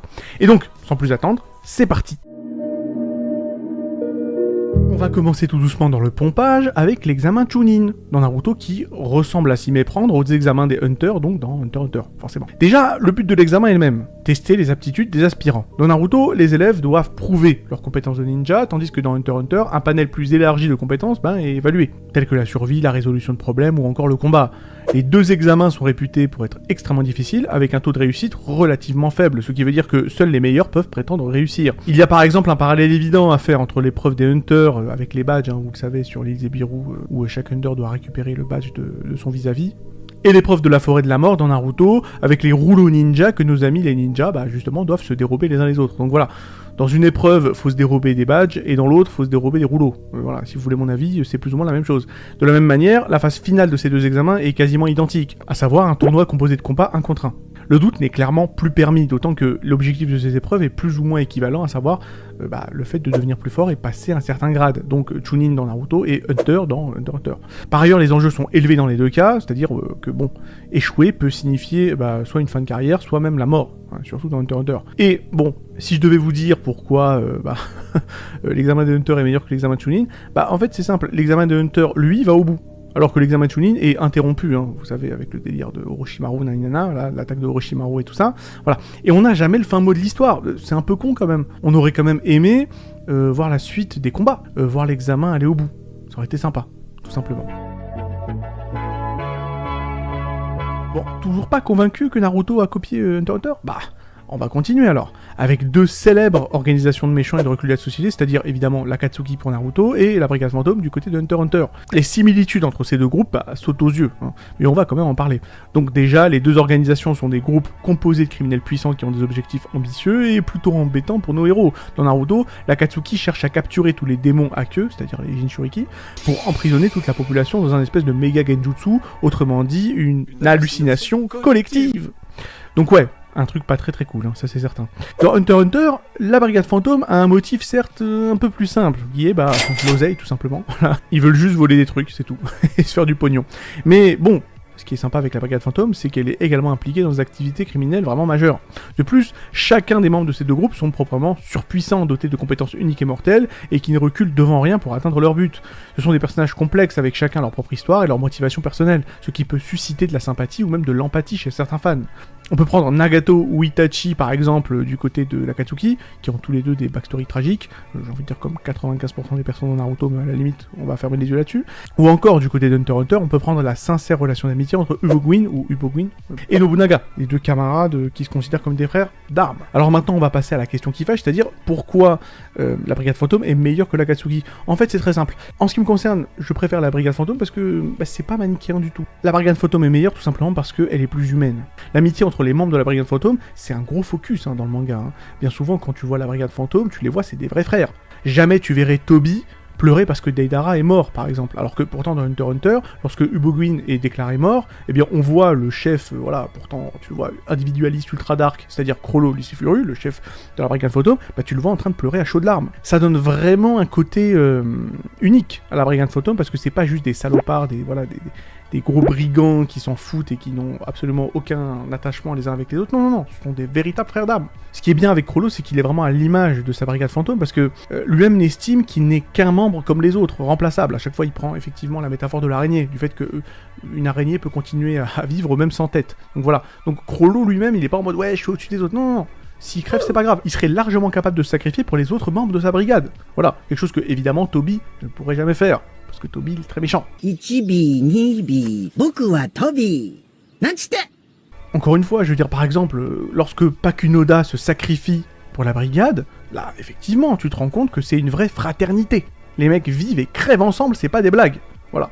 Et c'est pour ça, c'est pour cette raison pour laquelle, effectivement, je préfère largement la Brigade Fantôme. Et puis même, au-delà de ça, l'Akatsuki, elle est très sympathique, mais bon, On sait pas vraiment à quoi elle sert, effectivement, bon, il y a le délire avec les Shinchuriki, mais on se rend bien compte assez rapidement que Toby, excusez-moi, aka Obito, désolé pour le spoil, serait largement capable de faire tout ça tout seul, il n'a pas besoin d'eux. Donc d'une certaine manière, tu te dis, mais en fait, à quoi ils servent, quoi. Non seulement, il n'y a aucune notion de camaraderie entre eux, mais en plus, tu sais même pas à quoi ils servent. Donc bon, ok. C'est sympa, mais bon. Cela dit, avant d'aller plus loin dans notre vidéo, j'aimerais quand même vous parler de 2-3 petites bricoles, qui sont quand même un peu importantes. Déjà, si vous ne le saviez pas encore, je suis également actif sur d'autres plateformes que YouTube, et donc pour rester connecté avec Yaginalyse en dehors de mes vidéos hebdomadaires, eh bien, vous pouvez me retrouver sur Instagram, TikTok, Twitter, réseaux sur lesquels je poste au moins une fois par jour. Eh oui. Il y a également Spotify, où je poste tous les jours mes vidéos en format de podcast. Et pour finir, il y a Patreon. Alors, créer des vidéos demande beaucoup de temps et d'efforts, vous vous en doutez, et pour être honnête, vous pourriez être surpris d'apprendre que je ne reçois pas grand chose de YouTube directement, et encore, c'est un euphémisme. Et c'est là que votre soutien peut tout changer, parce que si vous avez les moyens et l'envie de m'aider à continuer cette aventure qui Yaginalyse, eh bien mon Patreon est l'endroit où vous pouvez vraiment faire la différence. En tant que membre Patreon, vous contribuez à soutenir mon travail et à m'aider à relever les défis qui accompagnent la création de contenu de qualité. Et surtout au rythme d'enfer qui est le mien. Évidemment, pour vous remercier de votre soutien, je propose quelques avantages exclusifs, comme l'accès à mon serveur Discord privé, et également un accès en avant-première de mes vidéos, une semaine à l'avance. Donc voilà, vous pourrez voir mes vidéos une semaine à l'avance, avant qu'elles ne sortent sur YouTube, bon, c'est toujours ça de prix. Et pour finir quand même, je tiens à souligner que votre soutien ne passe pas inaperçu, chaque contribution, peu importe la taille, me rapproche un peu plus de mes objectifs créatifs. Si ce n'est pas dans vos moyens, évidemment, bon, voilà, ça pose aucun problème, voilà. Le simple fait de regarder mes vidéos est déjà de toute façon une grande source de soutien. Et c'est sur ces mots que l'on va revenir à notre sujet du jour. Alors, vu qu'on parlait d'aptitude unique et mortelle des membres de la Brigade Fantôme et de l'Akatsuki, je crois qu'il est temps d'aborder le pompage le plus évident de Naruto vis-à-vis de Hunter x Hunter, et pas des moindres. Et évidemment, là, je parle du clan Uchiha, ou Uchiwa. Car oui, le clan le plus infameux du manga est un quasi copier-coller, on va pas mytho, du clan Kuruta, donc de Hunter x Hunter. Déjà, ces deux familles, ces deux clans possèdent des yeux rouges, empreints de capacité héréditaire, le Sharingan du côté des Uchiwa et évidemment les yeux écarlates du côté du clan Kuruta.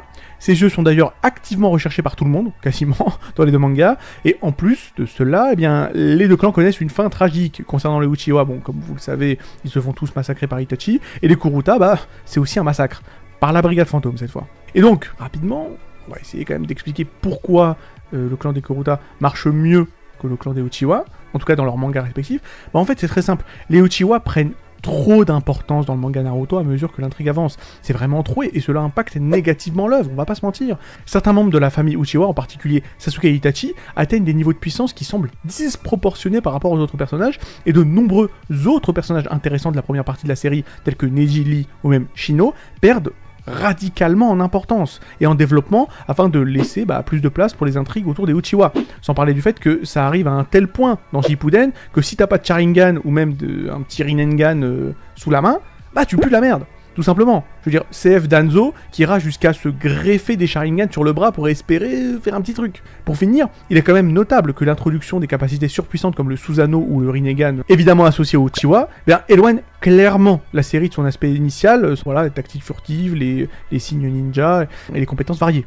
Et à l'opposé total de ce Delbor absolu qu'est Naruto, on a quand même Hunter x Hunter avec le clan Kuruta, qui, effectivement, bien qu'ils aient leur propre histoire et leurs particularités, n'apportent pas autant de complexité inutile à l'intrigue. Ils sont mentionnés à plusieurs reprises, certes, mais leur histoire et leur influence sont développées de manière équilibrée, de sorte à ce que d'autres aspects de la série ne soient pas négligés, ce qui les rend donc intrigants sans nécessairement alourdir l'histoire. Et surtout, bien que les Kuruta aient effectivement des caractéristiques spécifiques liées à leurs yeux écarlates, cela n'entraîne pas forcément une domination absolue de ce clan sur tout le reste du manga. Il y a juste Kurapika, et c'est tout, et c'est très bien comme ça. Mais voilà, non seulement ces deux clans sont très similaires, mais leurs membres principaux sont également identiques à pas mal d'égards. J'ai nommé évidemment Sasuke et Kurapika, les deux survivants du massacre de leurs clans respectifs. Bon alors, là, les parallèles sont évidents. Déjà, on a les yeux rouges, on a la quête de vengeance puisque leur clan s'est fait décimer. Pour Kurapika, c'est la Brigade Fantôme, et pour Sasuke, c'est son frère Itachi, en tout cas au début. Et pour finir, Sasuke comme Kurapika sont deux personnages plutôt froids et solitaires qui maintiennent une certaine distance émotionnelle par rapport aux autres. En fait, même la façon dont ils plantent, entre guillemets, leurs potes pour suivre leur vengeance est plutôt similaire. Bref, il n'y a pas tant de choses à dire là-dessus. Par contre, il y a un peu plus de matière concernant la raison pour laquelle Kurapika est, selon moi, un bien meilleur personnage que Sasuke. Alors déjà, dès le début de Hunter x Hunter, Kurapika a un objectif clair et cohérent. Venger la destruction de son clan par la brigade fantôme. Très simplement. Cette quête de vengeance motive ses actions tout au long de la série, ce qui rend son personnage constant et centré sur un objectif spécifique et facile à saisir. Sasuke, en revanche, et ça effectivement je le crains, change d'objectif à plusieurs reprises au cours de Naruto et surtout Naruto Shippuden. Sa quête de vengeance contre Itachi est initialement centrale, mais il passe finalement à vouloir détruire Konoha, puis finalement, à devenir Hokage. Donc, chef de ce même village qu'il voulait détruire il y a quelques chapitres de cela. Très facile à suivre évidemment, et là je suis sarcastique. Ensuite, les relations de Kurapika avec les autres personnages sont de nature variée et totalement cohérentes. Effectivement, Kurapika a beau avoir un somme du démon contre Chrollo et ses potes de la brigade fantôme, il a beau effectivement avoir un passé tragique et être ultra nerveux, il n'en reste pas moins capable de développer des liens d'amitié solides, notamment avec Gon et Killua, que Kurapika apprécie beaucoup au demeurant. Il se montre plus ouvert avec eux qu'avec la plupart des autres personnages, pareil avec les Olio ou les Oryo, avec lesquels il partage une belle amitié également, bien que teinté d'une certaine rivalité.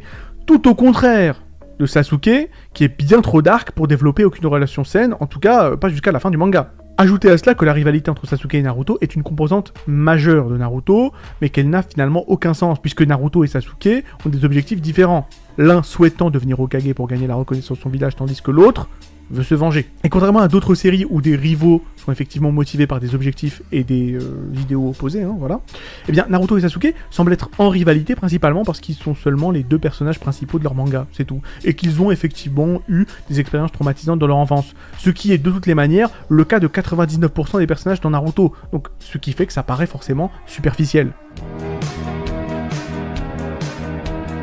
Et j'en ai toujours pas fini avec Sasuke, parce qu'on peut encore faire un parallèle entre Illumi et Itachi, et donc Sasuke et Killua. Donc Illumi qui est effectivement le grand frère de Killua. Parce que oui, dans les deux cas, l'aîné de la fratrie, c'est-à-dire Itachi et Illumi, exerce un réel contrôle mental sur son cadet, sur leur cadet, à coups de mensonges et de manipulation. Les deux ont des motifs complexes et cachent la vérité à leurs petits frères afin de les protéger ou même pour servir leurs propres intérêts. Et dans les deux sagas, les cadets, c'est-à-dire Killua et Sasuke, finissent par découvrir la vérité sur les motivations de leur grand frère en mode plot twist. Voilà. Pour Killua, évidemment, il découvre que Illumi lui a carrément planté une aiguille dans le front pour le pousser à s'enfuir si jamais il y a un problème. Voilà. Ce qui les mène effectivement à des conflits internes, des dilemmes moraux, puisqu'ils ne savent plus comment considérer leur grand frère, ce qui crée effectivement une tension émotionnelle significative dans leur récit. C'est pour dire à quel point la relation avec leur grand frère est importante dans leur évolution. Elle est même décisive à leur développement. Et maintenant, pourquoi Illumi est meilleur qu'Itachi ? À la limite, la question n'est même pas là. C'est même pas est-ce que Illumi est meilleur qu'Itachi ? Non, la question c'est pourquoi Itachi ne fait aucun sens dans Naruto. Voilà. Parce que j'en ai déjà parlé lors de ma vidéo sur les incohérences de Naruto, et je vais donc vous refaire un topo rapide. Donc Itachi, au début de Naruto, nous est présenté dans la première partie comme un gros méchant, un traître au village de Konoha qui a massacré son propre clan. Et effectivement, lors de sa brève visite à Konoha, Itachi déboîte son propre frère Sasuke, et lui brise son esprit à coups de Tsukuyomi, et fait la même chose à Kakashi, qui était effectivement son camarade à l'époque où il était à l'Anbu. Donc voilà, bref, bon... Itachi est un salaud, pas de problème jusque-là, tout est cohérent. Sauf que, et là ça fait un peu mal, après la mort d'Itachi dans Shippuden, nous découvrons finalement qu'en réalité il était en fait un agent double pour Konoha depuis le début, espionnant l'Akatsuki pour le compte du village. Cependant, cela rend ses actions dans la première partie de la série évidemment complètement insensées. Comme le fait, par exemple, d'avoir plongé son petit frère Sasuke dans un profond coma, sans même savoir que Tsunade, le seul ninja de la planète capable de le soigner, soit présente pour animer Sasuke. C'est la même chose pour ce qu'il a fait à Kakashi, je veux dire, Itachi aurait pu simplement juste les battre en fait, les neutraliser, mais sans pour autant les anéantir et surtout anéantir leur esprit. Et il aurait pu le faire facilement, vu qu'il est largement plus fort que Sasuke et Kakashi. J'avais donné, lors de ma dernière vidéo sur les incohérences de Naruto, l'exemple de Rogue dans Harry Potter qui neutralise Harry sans pour autant lui laisser aucune séquelle à la fin de Harry Potter et le prince de sang mêlé, car Rogue est un double agent. Et ouais, cet exemple est toujours à d'actualité. Voilà. Tu vois pas Rogue en train de faire du trampoline sur la nuque de Harry, non. Il lui met un petit coup de stupéfixe et puis voilà, c'est tout. Bon voilà, je ne m'étendrai pas plus avant sur le retcon d'Itachi, j'en parle davantage dans ma vidéo sur les incohérences de Naruto que je vous conseille d'aller regarder si c'est pas déjà le cas. Et pour finir la vidéo en beauté, je vais passer rapidement sur certains personnages secondaires qui se ressemblent bien trop, pour ne pas crier, si ce n'est au pompage, au moins à la similitude. Commençons avec Tsunade, qui n'est pas sans rappeler évidemment Biscuit Kruger, voilà. tant par leur énorme puissance cachée, que par leur apparence bien plus jeune que l'âge qu'elles ont réellement, parce que bon, Tsunade a 50 ans et Biscuit a plus de 40 ans, bon. Elles sont toutes les deux abusivement fortes, et elles sont aussi toutes les deux représentées comme une figure d'autorité raisonnable. Mais bon, encore une fois, voilà, Biscuit est meilleur que Tsunade, parce que, contrairement à Tsunade, Biscuit peut effectivement plier plus de 90% des personnages de Hunter x Hunter, voilà. Le databook officiel de Hunter x Hunter révèle qu'en termes de puissance, elle se situe légèrement en dessous de Meruem et Netero, voilà, c'est dire le niveau de la bête, et ça c'est un grand classique, hein, de Togashi, voilà, Togashi aime beaucoup les mentors femmes, voilà, même les mentors vieilles femmes, parce qu'effectivement, le mentor de Yusuke, dans Yu Yu Hakusho, bah, est autre que, et j'ai oublié son nom, Genkai. J'ai même pas besoin d'aller vérifier, je m'en rappelle. Ensuite, on peut parler de Hashirama Senju et d'Isaac Netero, qui partagent effectivement leur technique ultime qui consiste à invoquer un méga Bouddha qui peut utiliser 1000 mains pour stab. Ils sont aussi tous les deux dans cette même vibe de vieux sages, hein, voilà, en plus d'être tous les deux les leaders, l'un de Konoha et l'autre de l'association des Hunters. Et pour finir, bah, on a Tonpa et Kabuto. Alors ok, ça vous paraîtra certainement un peu bizarre, mais ça fait sens. Déjà, je ne parle que du Kabuto de la première partie de Naruto. Les deux personnages permettent d'introduire de nombreux autres protagonistes au cours des arcs Examen Chunin et Examen Hunter. Et les deux commencent en mode c'est des gentils, pour en fait non, plot twist, c'est les méchants. Ils ont juste la même vibe en fait. Je chipote, mais avec tous les points précédents, c'est plutôt évident que Naruto s'est énormément inspiré de Hunter x Hunter. Bon écoutez, il me semble que la vidéo est plus ou moins terminée. Eh oui. Donc voilà, on va s'arrêter là, en espérant que la vidéo vous ait plu. Évidemment, je sais que là, ces derniers temps, je tire à boulet rouge sur Naruto. Et ouais, effectivement, désolé. J'étais pas mal déçu, hein. Je vais pas vous mentir, j'étais pas mal déçu par ce manga, surtout au niveau de Shippuden. J'étais évidemment un méga gros fan de Naruto lors de la première partie.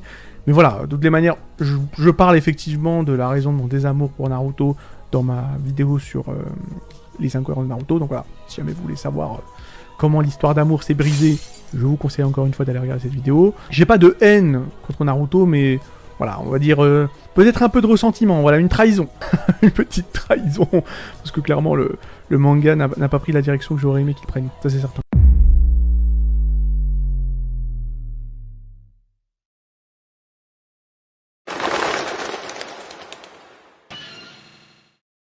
Alors on va commencer avec un élément dont j'ai parlé tout particulièrement dans ma vidéo sur les persos décevants dans l'univers de Naruto. Bah justement, voilà, on va en parler. Les persos secondaires de cons. Alors, bon, on va le dire, dans la première partie de Naruto, bah c'était pas seulement Naruto et Sasuke qui avaient de la hype, hein, ça c'est certain. Non, non, c'était toute une bande de ninjas badass, avec des personnalités bien marquées et des pouvoirs de ouf. Il y a Shino, le mec un peu bizarre avec ses insectes chelous. Il y avait Neji, le génie qui se la raconte un peu trop, qui nous parle de destin toutes les 2 pages, mais qui quand même pouvait coller quelques baffes avec son Byakugan. Il y avait Shikamaru évidemment, le mec avec un QI de 110 milliards qui gère un peu tout le monde sans se fouler, et Rockly forcément, le mec sans talent, mais qui se donne à fond pour rivaliser avec les génies, le mec qui charbonne pour aller battre les mecs plus forts que lui. J'ai envie de dire, t'es obligé de l'apprécier. Et tous ces mecs-là avaient leur propre histoire, leur propre clan, leur propre background, leur propre but bien défini, leur propre jutsu, donc leur technique de ninja bien à eux. Enfin, je veux dire, encore une fois, ce n'était pas seulement Naruto et Sasuke. Chaque fan, en fait, avait son ninja préféré, avait le ninja à travers lequel il s'identifiait. Mais le problème, c'est que dans Shippuden, bah, tout part en cacahuète. C'est-à-dire que tous ces persos secondaires super sympas deviennent, tout simplement, et sans crier gare, des coquilles vides. Tout simplement. L'intrigue se focalise alors uniquement sur Naruto et Sasuke, et c'est la pire erreur que Kishimoto, le mangaka de Naruto, aurait pu faire. Et donc on perd tout ce qui rendait l'univers de Naruto si riche et intéressant, en fait. Tous ces personnages, que ce soit Shikamaru, Shino, même Sakura, j'ai envie de dire, ils donnaient un peu de relief au monde de Naruto, sauf que là, maintenant, c'est terminé. C'est comme si t'avais une pizza super garnie pendant un moment, et d'un coup, t'enlèves tous les toppings. Pour ne laisser que la croûte. Et j'ai envie de dire, Shippuden, c'est ça, c'est juste une croûte de pizza sans pizza. Donc voilà, c'est pas terrible. Et on va continuer avec un élément dont j'avais déjà parlé longuement dans ma vidéo sur les incohérences de Naruto, donc forcément on va parler des retcons. Pour ceux qui savent pas ce que c'est que un retcon, eh bien, ne vous inquiétez pas, je vais l'expliquer un peu plus tard. Donc déjà, on va parler d'Itachi. voilà, qui est le personnage le plus retconné en ce qui me concerne de Naruto. Alors, au début, Itachi nous est vendu comme un génie tactique. C'est le Batman de Naruto, toujours en avance sur tout le monde, sauf que voilà, son plan pour maintenir la paix à Konoha a foiré complet. Dans le sens où ça n'a aucun sens. Petit rappel pour les distraits, Itachi a buté tout son propre clan, les Uchiwa, afin d'éviter une rébellion. Il reste juste son petit frère Sasuke, et après ça, il rejoint l'Akatsuki, Genre, le mec était censé être un agent double, surveiller ces mecs-là pour Konoha, tout ça. Mais le truc, c'est qu'Itachi, n'est pas super efficace dans son rôle. Konoha se fait attaquer par Orochimaru, par exemple, un ex de l'Akatsuki. Il fout le bazar sans qu'Itachi ne prévienne personne. Il y a les Jinchuriki qui sont ciblés par l'Akatsuki, Naruto et Gaara, par exemple, sans que Itachi ne dise rien. Enfin, voilà, il est pas très cool le frangin. Mais le pire, évidemment, c'est que ça paraît clair qu'au départ, Itachi n'était pas censé être un gentil dans la tête de Kishimoto. Oui, mais surtout, il utilise son Mangekyo Sharingan sur Sasuke. Mangekyo Sharingan. Un genjutsu bien dérangeant, et il a failli laisser Kisame égorger Naruto sans broncher. Voilà, alors qu'il aurait très bien pu dire à Kisame, je sais pas, une vieille excuse, j'en sais rien. Kisame voulait couper les jambes de Naruto, c'est le mec normal. Donc il aurait dû lui dire, ouais, non, faut pas lui couper les jambes, peut-être qu'il va mourir, on a besoin de lui, tu sais. Une excuse, un délire, tu vois, voilà. Et clairement, je suis convaincu que Kishimoto a fait marche arrière en cours de route, parce qu'Itachi était trop populaire, donc finalement, il lui a bricolé une backstory bâclée, pour nous dire qu'au final, Itachi était un gentil depuis le début. Sauf que c'est con, et non, ça ne marche pas. Encore une fois, je le répète. Je peux tout à fait comprendre que Itachi, pour donner le change face à Kisame, pour continuer à se faire passer pour un mec de l'Akatsuki normal, qui défonce Sasuke, il n'y a pas de souci, mais tu sais, qu'il lui met peut-être 1, 2, 3 jutsu, qui lui défonce la gueule, mais sans le tuer et sans l'incapacité. Mais carrément lui foutre un Mangekyo Sharingan, en fait, il lui a détruit le cerveau, quoi. Et s'il n'y avait pas, comment elle s'appelle, Tsunade, alors qu'en plus Tsunade, à cette époque-là, elle n'était pas du tout à Konoha, en fait, Sasuke, il était mort, en fait. Il était complètement foutu. Vous dites oui, non mais Itachi avait tout prévu. Non, allez, cassez-vous. Tsunade était la seule personne sur cette planète capable de soigner Sasuke. Donc si on part du principe que Itachi était un gentil depuis le début, il aurait jamais dû utiliser le Mangekyo contre son frère. Il aurait dû juste lui casser la bouche. C'est tout. Quelques patates, il lui pète le nez, puis ça s'arrête là.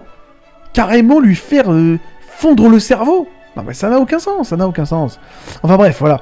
Rapidement, pour ceux qui savent pas ce que c'est qu'un retcon, c'est quand les créateurs changent des trucs dans l'histoire, sans forcément que ce soit justifié.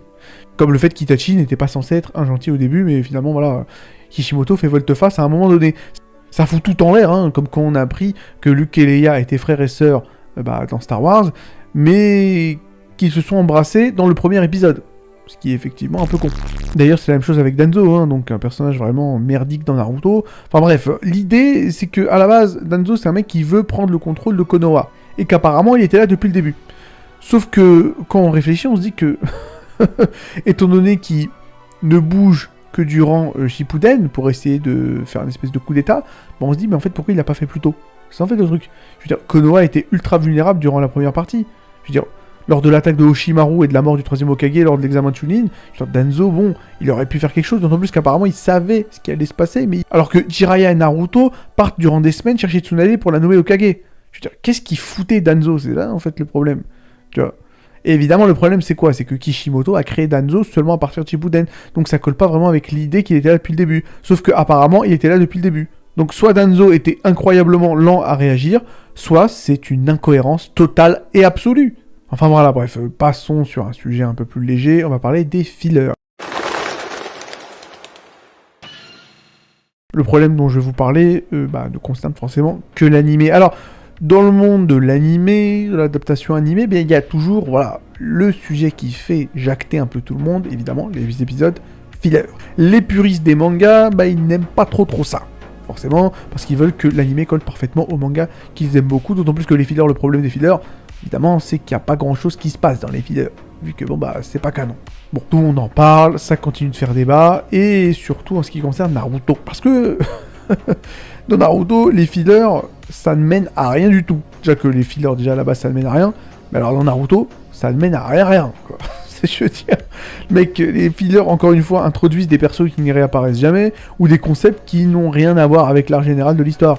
Par exemple, il n'y a aucune raison que Naruto et son équipe suivent une putain d'autruche pendant plusieurs épisodes.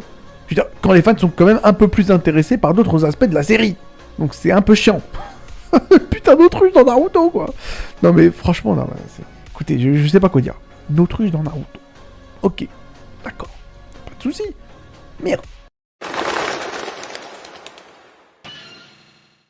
Bon allez, parlons par contre là maintenant d'un sujet un peu plus picota, eh bien les femmes dans Naruto. Enfin les personnages féminins. Donc là ce que je vais dire, effectivement, je ne suis pas le seul à le dire, les fans de Naruto sont souvent gueulés sur le fait que l'arc de Sakura Haruto se résume surtout à sa fixation amoureuse sur Sasuke, alors que Sasuke, cette espèce de taliban, voilà quoi, il essaie de la buter, il la fout dans la cuisine, c'est Sasuke, il lui fait un gosse, il se barre, il l'élève même pas, et Sakura est heureuse, quoi. Donc bah, pourquoi pas, écoute, y a pas de souci, je veux dire, si vous voulez... Bon, forcément, moi je suis pas forcément un mec woke, ni progressiste, ni rien du tout, moi ça me va, mais le problème c'est que c'est pas très bien écrit, en fait. De toutes les manières, voilà, que ce soit Ino, Kurenai, Tenten, enfin, toutes ces meufs-là, mais elles puent la merde, mais je veux dire, en fait, c'est même pas puer la merde, c'est l'inexistence totale. Je veux dire, Tenten n'a même pas de nom de famille, je veux dire, non mais, je veux dire, on parle de gens qui n'ont pas de patronyme, c'est-à-dire que... Je sais pas, quoi. Je sais pas. Ces persos féminins, vraiment... Est-ce qu'on peut vraiment appeler ça des personnages? La meuf, elle a pas de nom, quoi. Je sais pas, les mecs. Je veux dire, voilà, et même les persos féminins, genre censés avoir un peu de poids dans l'intrigue, comme Tsunade. Je veux dire, merde, quoi. Dois-je vous rappeler sa réaction durant l'Arc Pain? Enfin, sa réaction. Ce qu'elle fait. Bah, elle fait rien. La seule chose qu'elle fait, pendant, je crois, 10 chapitres, tout ce qu'elle fait, c'est juste hurler « Arrête! Arrête !» à Pain, alors qu'il était en train de détruire son village et massacrer tous les villageois, quoi. Tout ce qu'elle faisait, c'était « Arrête! Arrête, Pain! Arrête !» Tu te dis, mais en fait, je t'assure, le personnage féminin dans Naruto, c'est vraiment de la merde de A à Z. Et si tu compares ça au perso féminin de SNK, de Shingeki no Kyojin, Shingeki no Kyojin, l'attaque des titans, Attack of Titans, comme vous voulez l'appeler, bah, c'est un sacré contraste. Je veux dire, bon, Ymir, Hanji, Misaka, enfin, je veux dire... Ouf, voilà, quoi. Aïe, aïe, aïe, aïe, aïe. La comparaison qui fait très très mal à Naruto. Bon, allez, on va continuer avec le pire arc du manga. Donc alors là, effectivement, on parle du pire arc du pire manga. Là, effectivement, là, c'est pas de la qualité. Et évidemment, on va parler de l'arc, donc, de la 4ème Grande Guerre Ninja. Un arc qui pue sa race. Alors pourquoi cet arc est éclaté, en fait? Parce que c'est un bordel sans nom, tout simplement. Je veux dire, ça commence avec une super idée, c'est-à-dire que la guerre mondiale un peu entre les ninjas. Voilà, c'est censé être un peu épique, Sauf que bon, évidemment, c'est de la merde. Il y a trop de persos à suivre, t'as des résurrections à gogo, tout le monde devient super balèze d'un coup, enfin genre les méchants reviennent à la vie et deviennent des espèces d'Avengers, les gentils ont des power-up de ouf, ça n'a plus aucun sens, en plus t'as des chapitres entiers de mecs qui se baladent et qui causent, on se croirait dans The Walking Dead, c'est ultra long et chiant, les combats sont de moins en moins stratégiques, c'est juste du gros bourrinage, et puis il y a le truc des réincarnations, alors tous les persos importants sont liés à des trucs du passé, mais pourquoi putain, ils peuvent pas juste être des mecs forts. Non, il faut que les mecs soient des réincarnations, faut que les mecs fassent partie d'une lignée légendaire. Il faut que les mecs, ils aient des Sharingan, des Dojutsu, des trucs génétiques. Ça peut pas juste être des mecs comme ça. Mais merde, quoi. Je veux dire, c'est un gâchis total. C'est comme si Kishimoto avait perdu totalement le fil de son manga. Et bon, vu qu'on parlait du pire arc, du pire manga ever, eh bien, bon, évidemment, va falloir quand même parler du pire personnage, du pire manga. Donc évidemment, là, je parle de Sasuke. Alors, le premier souci de Sasuke, c'est qu'il change carrément d'objectif en cours de route, dans Naruto, et surtout dans Naruto Shippuden. Alors, au début, bon, il veut se venger d'Itachi, ok, d'accord, parce qu'il a massacré son clan. Mais après, il veut carrément détruire Konoha. Mais après, il veut carrément devenir Hokage. Mais après, il veut tuer Naruto. Mais après, il veut plus tuer Naruto. Mais après, il veut se marier avec Sakura, mais après il se barre, mais après... Je vous fais pas un dessin, c'est un sacré bordel. D'un autre côté, la rivalité entre Sasuke et Naruto, dans Naruto, ben, c'est un peu de la merde. Je veux dire, bon, ils ont des objectifs totalement différents, alors que bon, en principe, normalement, dans les animés, les rivaux ont des idéaux soit opposés, soit similaires. Mais là, le problème, c'est que Naruto veut devenir Hokage pour être reconnu, tandis que Sasuke veut se venger. Leur rivalité, donc, est totalement superficielle. Et surtout, la relation entre Sasuke et Naruto se développe tout au long de l'anime, certes, mais elle est toxique, point barre. Et leur amitié est basée sur la jalousie de Naruto envers Sasuke et son obsession à montrer qu'il est plus fort. En vrai, ils n'ont que deux trucs en commun, leur passé tragique et le fait d'être dans la même équipe que Kakashi. Le problème avec leur passé tragique, c'est que c'est un peu le starter pack de tous les personnages de Naruto. Tous les persos de Naruto ont un passé tragique, donc bon, voilà, bah, ça les rend pas uniques. Et au-delà de ça, Naruto et Sasuke n'ont pas vraiment de lien en fait, avant que Sasuke ne se barre. Parce que le problème c'est que Sasuke et Kakashi se barrent pendant un mois durant l'arc de l'examen de Chunin, donc Naruto et Sasuke ne se voient pas. Ensuite, juste après, il y a l'arc avec Itachi qui débarque et qui déboîte Sasuke. Sasuke passe je sais pas combien de tomes totalement dans le coma, et dès qu'il sort du coma, il part rejoindre Orochimaru. Ce qui fait que Naruto et Sasuke n'ont pas vraiment le temps de devenir potes. Le fait que Naruto passe tout le reste de Shippuden à essayer de retrouver Sasuke, de pas le tuer, le mec il se met à genoux devant le Raikage et tout, mais c'est pas crédible en fait. C'est de la merde de A à Z, voilà, pas besoin d'aller chercher plus loin. Ok, alors, on va continuer dans Naruto, en tout cas, durant la première partie, eh bien, c'est pas mal. C'est même très très bon, faut dire la vérité. Le souci, c'est que dans Shippuden, les combats commencent à puer leur mère. Donc voilà, ça devient du DBZ, les jutsu qui sont complètement, voilà, mec, complètement une surenchère de puissance, des mecs qui t'invoquent des planètes. C'est un truc de dingue. Putain, quoi. Plus Naruto et Sasuke qui deviennent tellement balèzes, ça transforme totalement l'histoire, quoi. Les mecs, ils peuvent détruire des planètes quasiment, je veux dire. Et donc à la fin, on se retrouve avec des combats flashy, mais qui n'ont aucun sens, avec des jutsu, les mecs qui crachent des météorites, enfin ça n'a aucun sens. Alors voilà, alors qu'à l'époque, il y avait quand même des duels bien décrits et stratégiques. Est-ce que j'ai besoin de vous rappeler, par exemple, du combat Shikamaru versus Temari? Voilà, il y avait personne qui invoquait des planètes, qui ressuscitait les morts, qui faisait des boules de feu ou je sais pas quoi. C'est juste un mec qui manipule les ombres et une meuf avec son éventail. Et pourtant, on était hypé. Et pourtant, tout le monde était en mode, putain, c'est un truc de ouf. Voilà, pas besoin de sortir des Kamehameha no Jutsu, quoi. Pas besoin, frérot, pas besoin. Et surtout que les enjeux en prennent un sacré coup, lorsque les deux persos centraux du manga, c'est-à-dire Naruto et Sasuke, deviennent des entités cosmiques, quand tu les compares aux autres mecs de Konoha, quoi.